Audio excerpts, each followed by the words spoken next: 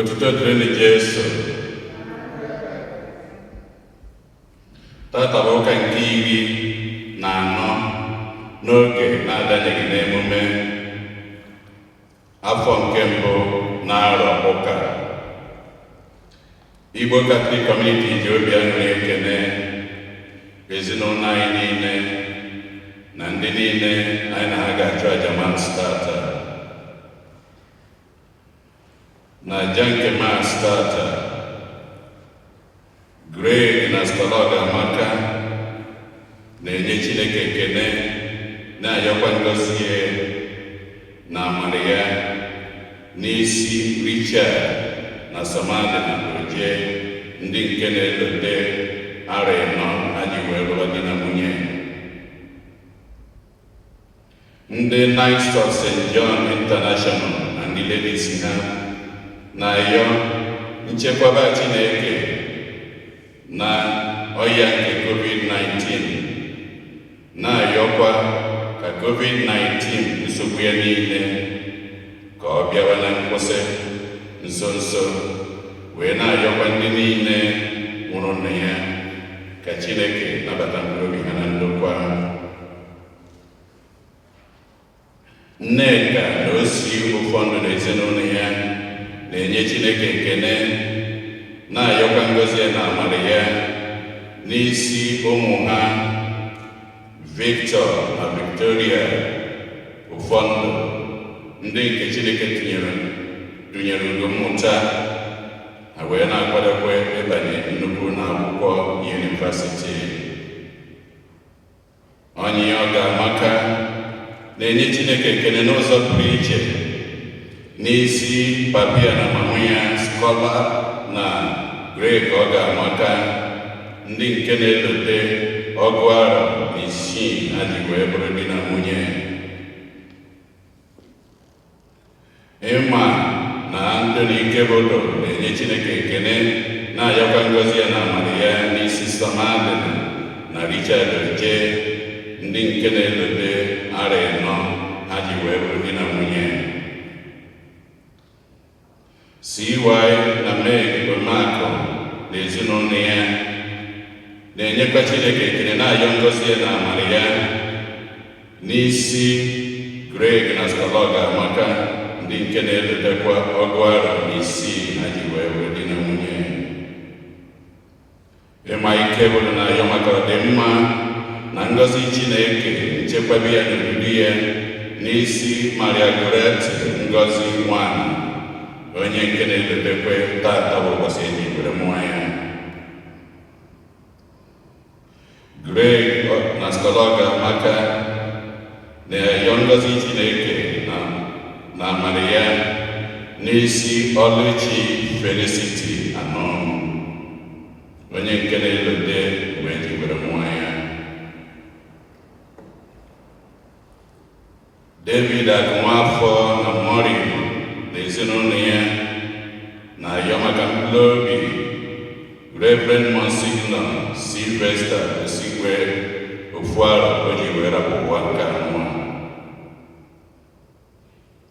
Helen Njoku na ezinụlọ ya na-ayọ maka mkpụrụ obi Christiana Igbojiakụ na ndị niile nwụrụ n'ezinụlọ Igbojiakụ. Emilia Ọnụọra na-ayọ maka mkpụrụ obi Papia Alphonsus Ọzọemena Ụgbọ. David Agụnwafọ na ezinụlọ ya na-ayọ maka mkpụrụ obi Peter Agụnwafọ Okoye, Nkiru Agụnwafọ Demeziwe na Nkiru Abọ. Ezinụlọ Amuchie na-ayọ maka mkpụrụ obi Innocent Diala Nwaọga na Agata Ndukwu. Ka mkpụrụ obi ndị a niile nwụrụ anwụ, ka mkpụrụ obi niile kwenụ gara aga.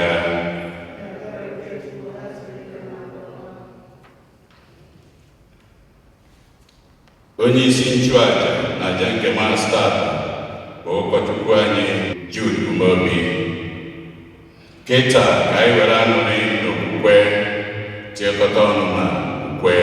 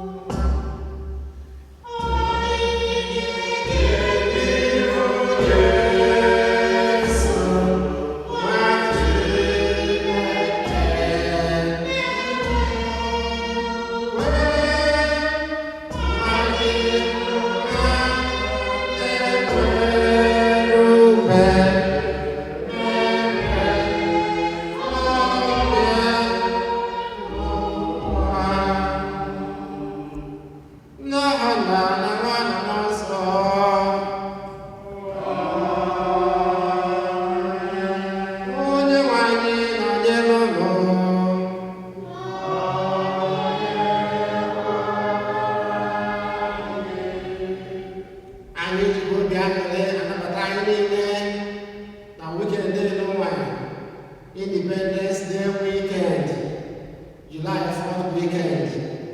And as you go on, happy July 4th. They can see we are about the line. The yellow, I times of the chair. Kaitis in Ebemucha India Saga, the Ebemucha is in online. Your bachelor, and so one of the mayor, Burunkega, Apusin, so.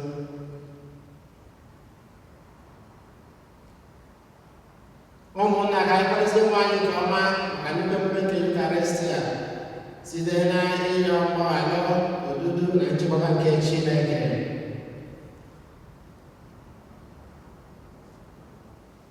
Onye gara n'ụwa ịsapụta ndị dọwara n'ụwa onye nwe anyị mee ebere. Onye gara n'ụwa ịtọpụta ndị ome njọ Kristi mee ebere. Onye na-aka nri na yọtara anyị tupu anyị yọọ onye nwe anyị mee ebere. Ka Chineke jike niile emere anyị ebere, gbaghara anyị njọ anyị, dudu anyị na ndụ ebe ebe.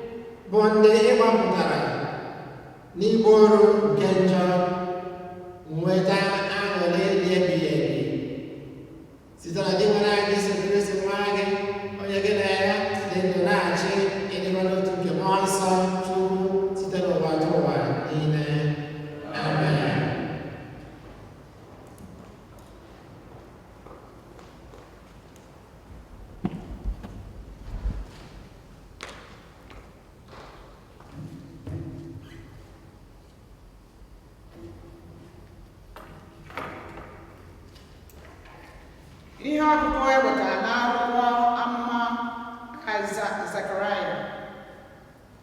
Gị bụ ada Zayọn, were obi gị niile ṅụrịa nnukwu ọṅụ. Gị bụ ada Jerusalem, tie mkpu ọṅụ, n'ihi na lee eze gị na-abịakwute gị. Ọ bụ onye nzọpụta, aka ya kwụ ọtọ. Ọ dị nwayọọ, bịakwa na-agba ịnyịnya ibu. Ọ nọkwasara n'elu ịnyịnya ibu. Ọ ga-ebipụ ụgbọala nke Ifrem na ịnyịnya agha niile nke Jerusalem. Ọ ga-agbajikwa ụta agha, bịakwa gwa mba niile okwu udo.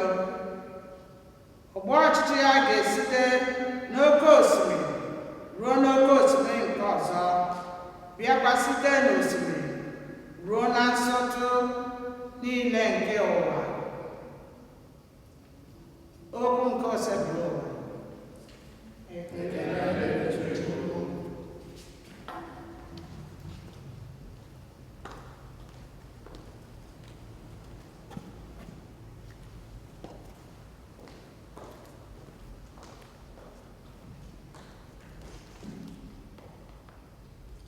Abụ ọma na azịza ihe unu ga-aza bụ Chineke m na eze m, aga m etogide aha gị ruo mgbe ebighị ebi.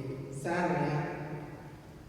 Chineke m na eze m, aga m etogide aha gị ruo mgbe ebighị ebi.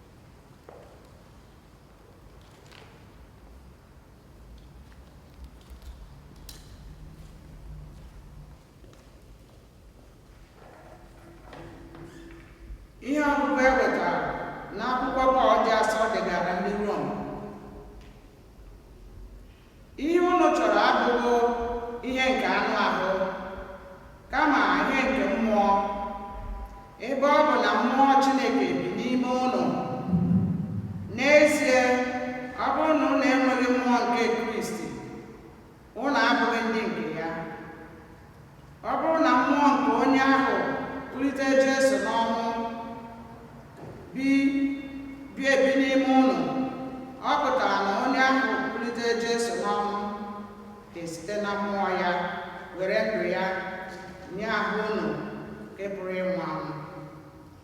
Ụmụnna m, n'ihi ya o nweghị mkpa ọbụla ọ dị irubere onwe anyị nke bụ anụ arụ isi, ma ọ bụ ibi ndụ nke anụ ahụ. Ọ bụrụ na unu ebibe ndụ dị otu a, unu ga-ala n'iyi.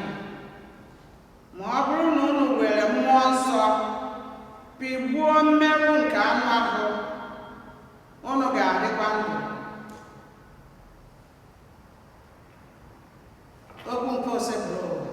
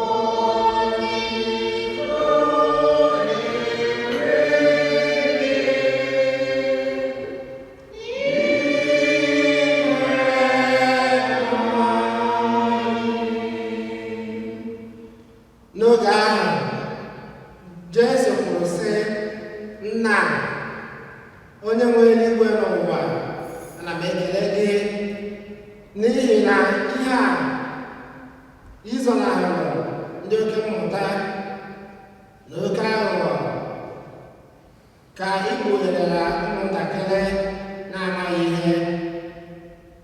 Nna, ọ bụ etu o si masị gị ka i si mee ya. Nna m were ihe niile nyefee m n'aka.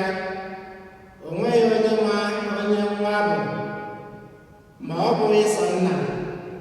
Etu o si bụrụ na o nweghị onye ma onye nna bụ ma ọ bụghị sọ nwa, ma ọ bụ onye ọbụla ọ sọrọ nwa igosi ya. Bịakwutenụ m, ụnụ ndị niile na-adọgbu onwe unu n'ọrụ, ndị ebukwara ibu dị arọ, aga m enye unu ezumike.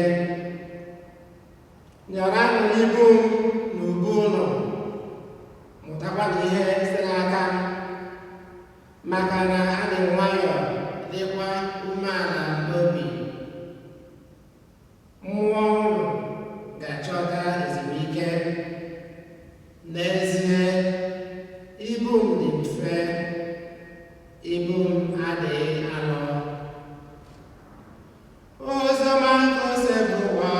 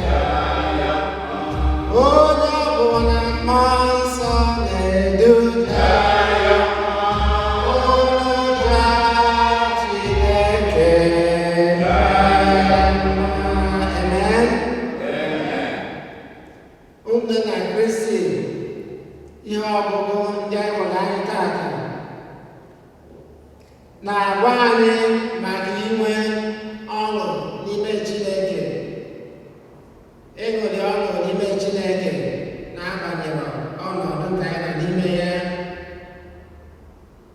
Ọ na-agwakwa anyị ka anyị na-ebi ndụ anyị n'ime Chineke, ka anyị na-abịakwutekwa Chineke oge niile na-atụkwasị anyị obi.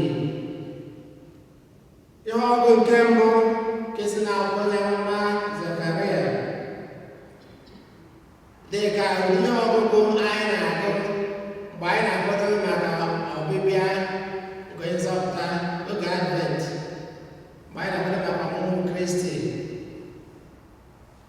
Ihe ọgụ a were asa anyị ka anyị ṅụrịa ọṅụ maka onye nzọpụta gaji bịa nọ. Anyị ga-ajụzi onwe anyị, kedu ihe pụtara bụ ka anyị ṅụrịa ọṅụ, maka ihe gịnị ka eji asa anyị ṅụrịa ọṅụ? Ọ na-asa anyị ọṅụ maka onye nzọpụta gaji bịanụ, maka ihe dị iche iche onye nzọpụta ga-eweta. Onye nzọpụta ga-ekwusa maka udo, ọ ga-ezi ozi ọma, ọ ga-ezi ozi nke Chineke, ọ ga-ekwusa ozi ọma. Anyị nwa na ozi ọma nke Kristi bụ maka ihe niile mara mma, ihe niile dị mma.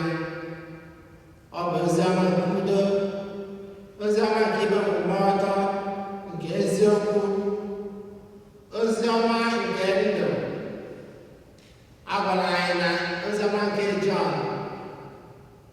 Jọn 10:10 na Kristi onwe ya bịara ka anyị nwee ndụ, nwee ihe n'uju. Ọ bụkwa ozi ọma nke agamnihu. Ya bụ na Kristi, ọ bụ maka ihe ọma dị iche iche nke ya na-abụ ozi ọma ga-eweta, ka onye amụma Zekaraya ji wee na-agwa anyị ka anyị ṅụrịa ọṅụ, ka anyị ṅụrịa ọṅụ oge niile maka ife nzọpụta nke Kristi nyere anyị. N'ihe ọgụ nke abụọ nke si n'akwụkwọ ozi Pọl degara ndị Rom, a gwara anyị ka anyị bụrụ ndị mmụọ nke Chineke na-edu, ndị mmụọ nke Chineke na-edu. Ya ka anyị jikwa n'ugbo wee sị, onye ọbụla mmụọ nsọ na-edu megide, jaa Chineke mma, jaa Chineke mma. Ihe ọgụ gwara anyị ka anyị nye mmụọ nsọ ohere ka ọ na-edu anyị, n'ihi na ọ bụ mmụọ nsọ, mmụọ nke Chineke na-enye ezigbo ndụ. Ihe ọgụ nke abụọ gwara anyị ka anyị rapụ ị na-achọ sọsọ maka ihe nke anụ arụ ma ọ maka ihe nke ụwa, kama ka ihe gbasara Chineke na-agụ anyị agụụ oge niile, ka anyị bụrụ ndị nke Chineke n'ime mmụọ na n'eziokwu. N'ozi ọma nke Matiu nke anyị gụrụ, dị nwere anyị Jesu Kristi nyere anyị nnukwu okwu ntasi obi, okwu ịgba ume. Ọ kachasị mgbe anyị nọ na mkpa na mgbe anyị nọ n'ihe nsogbu. Jesu kwuru sị, bịakwutenụ m unu ndị niile na-adọgbu onwe unu n'ọrụ, ndị bụkwara ibu dị arọ, unu ga-enwetara onwe unu ezumike.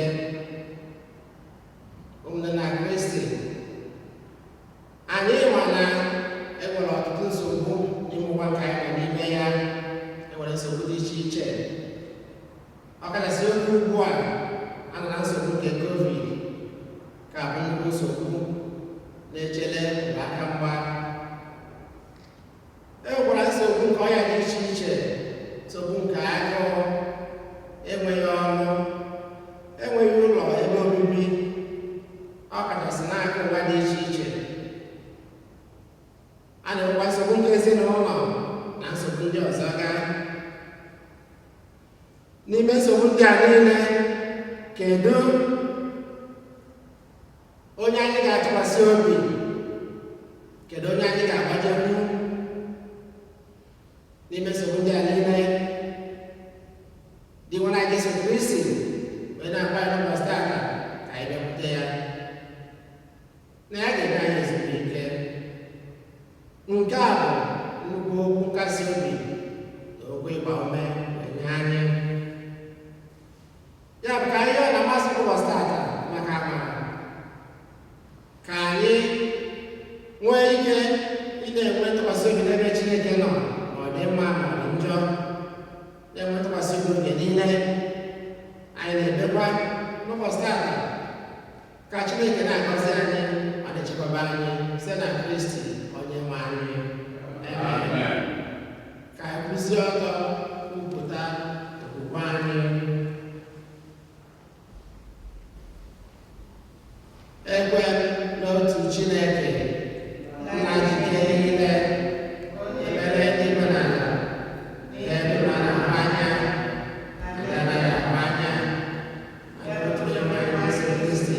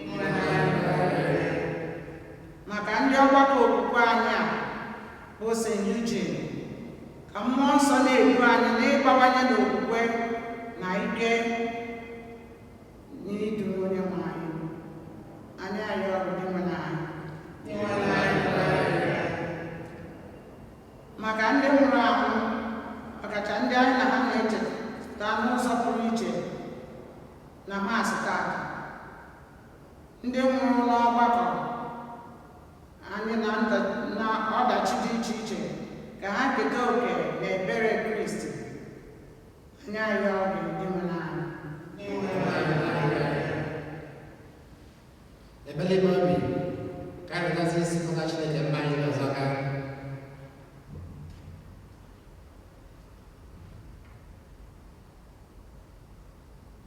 Chineke onye ebere, anyị bụ ụmụ gị ebugo mba anyị dị iche iche bịa n'iru gị, ma ndị anyị kwupụtara ma ndị anyị bụ n'obi. Ọ bụ gị ma mba anyị niile, biko anyị na-ayọ ka imela anyị karịa ka anyị pụrụ ịyọ site na Kristi onye nwe anyị. Amen.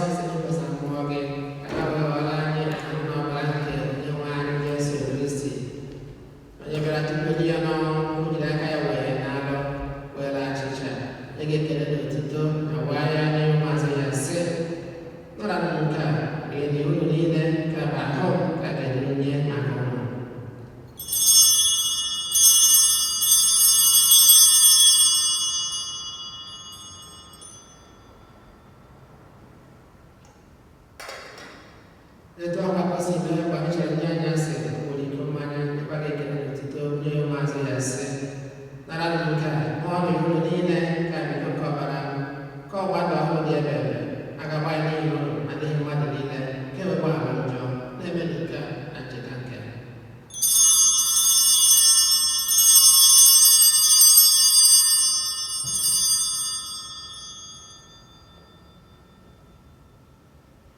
ka anyị kwupụta na ihe omimi nke okwukwe anyị na-eme ugbu a.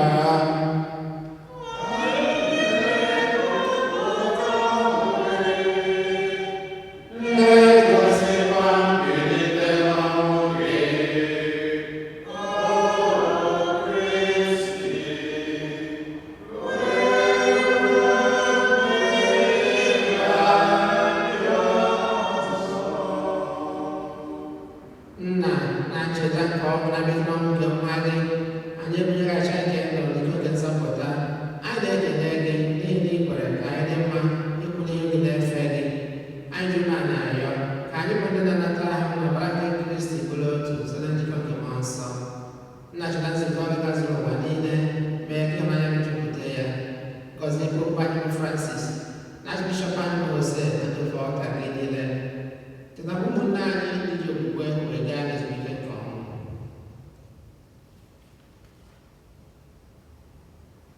Kpọbata ha na ndị ọzọ ndị nwụrụ anwụ n'ike ebube gị, biko mere anyị niile ebere ka anyị soro Virgin Maria dị ngọzi ndị nke Chukwu, Josef dị nsọ bụ di ya, ndị apọstọl, Eugene dị nsọ na ndị nsọ gị niile, ndị mere uche gị n'ụwa mekọta ndụ ebe ebe. Ka anyị sokwa ha na-edo gị ebube site na Jesu Kristi nwa gị. Ihe niile kere eke na-eso ya bụ Kristi, na-esikwa n'ime ya nọ n'aka mma, na-edekọ n'otu nke mmụọ nsọ, na-enye gị bụ Chukwu na jike niile, nsọpụrụ na otuto niile, site n'ụwa tụ ụwa niile.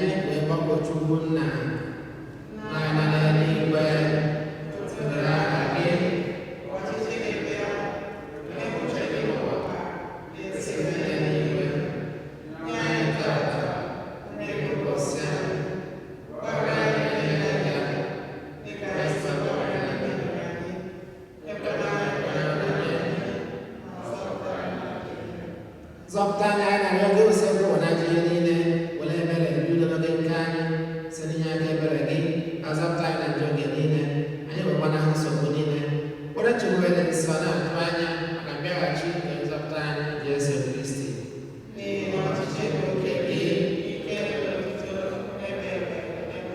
Onyenwe anyị Jesu Kristi ụgbọala apọstọl gị, dọka na ha bụrụ n'oge mkpa m na-enye ụlọ, elekwara anya nje anyị, kama lekwasị anya n'okwu nke nzukọ gị, nye ya udo na ịdịkọ n'otu mgbe niile uche gị siri chọọ. Gị bụ onye dị na-achị ebe ebe. Udo kosepụ ụwa dị n'otu mgbe niile.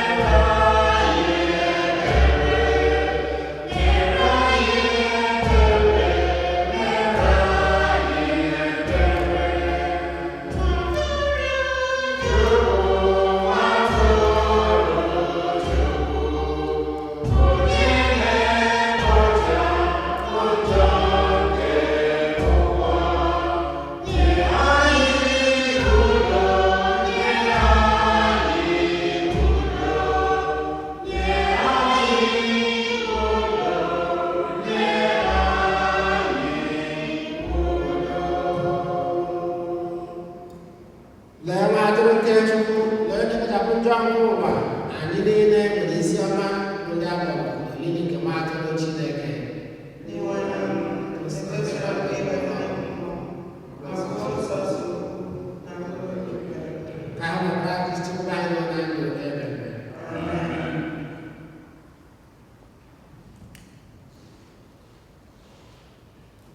ekpere nnata oriri nke mkpụrụ obi.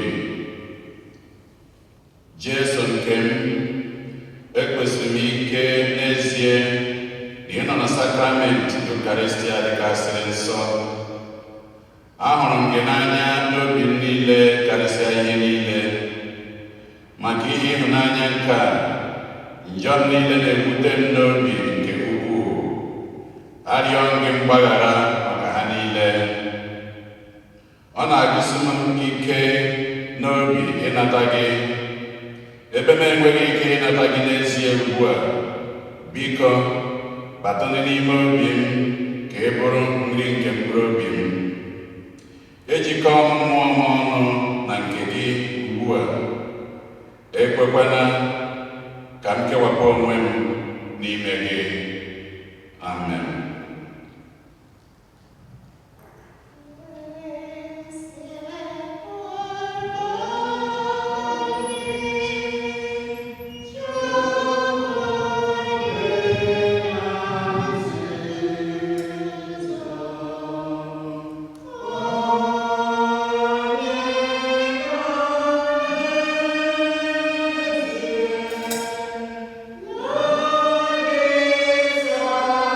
Lord,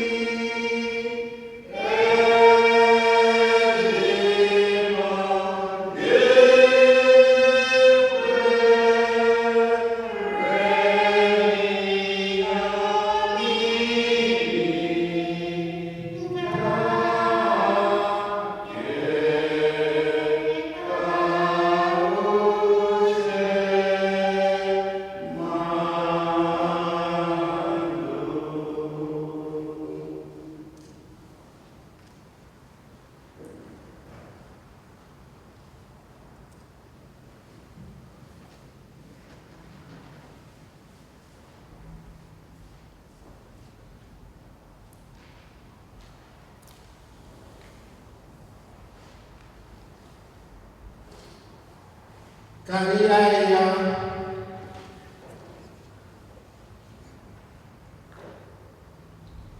Onyenwe anyị, onyinye i nyere anyị n'olili nke ya ebuka, biko anyị na-arịọ gị mee ka anyị nara onyinye nzọpụta nke a were na-eto gị mgbe niile akwụsị akwụsị site na Kristi Onyenwe anyị. Amen.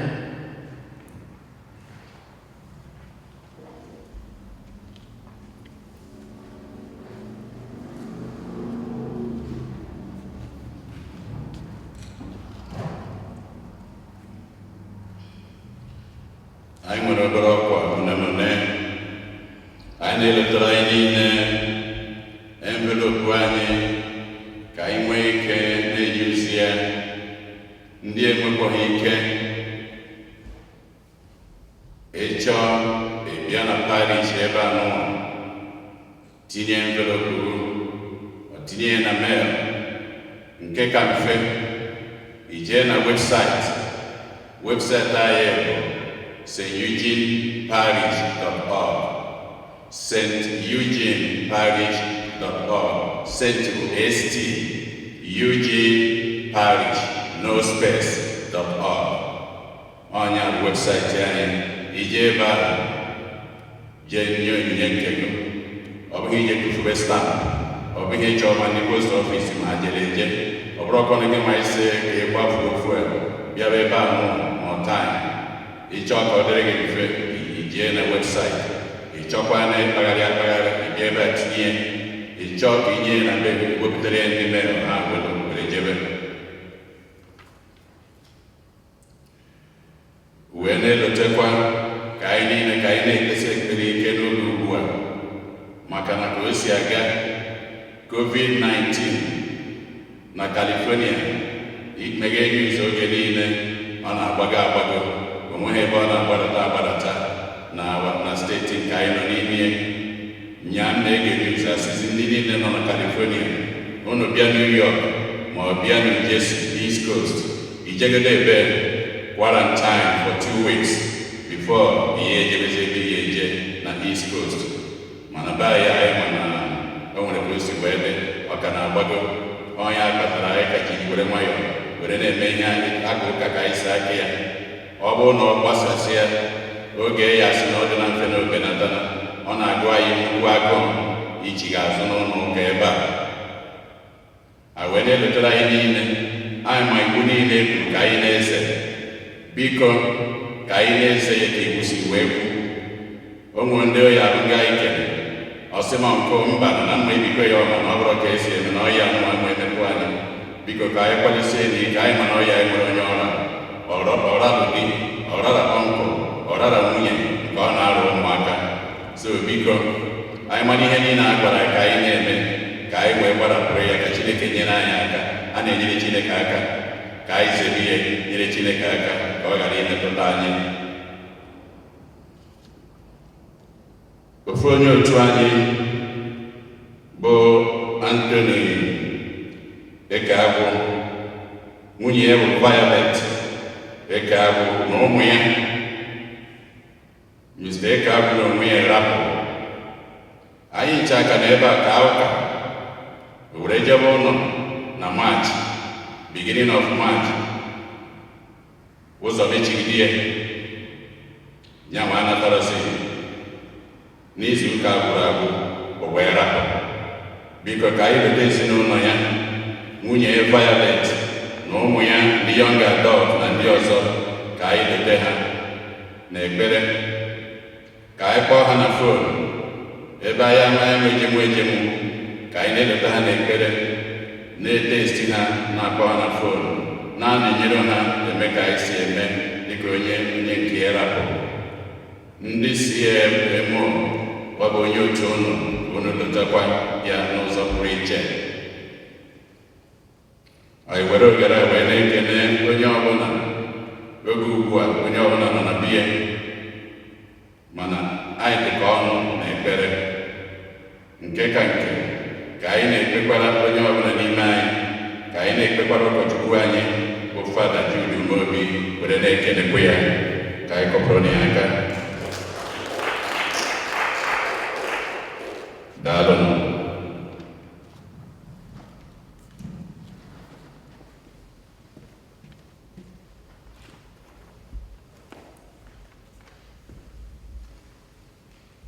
Anyị na-ekelekwa ndị parish anyị niile ya na ndị niile nọnyere anyị na nyamasị ụbọchị tata wee na-ayọkwa maka ngọzi mgbaziri n'odudu nke Chineke isi anyị ncha site na Kristi Onyenwe anyị. Amen.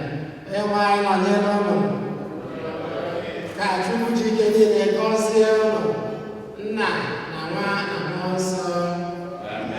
Misa Akwụsịgo anyị na-aba n'udo. Ekele Chukwu.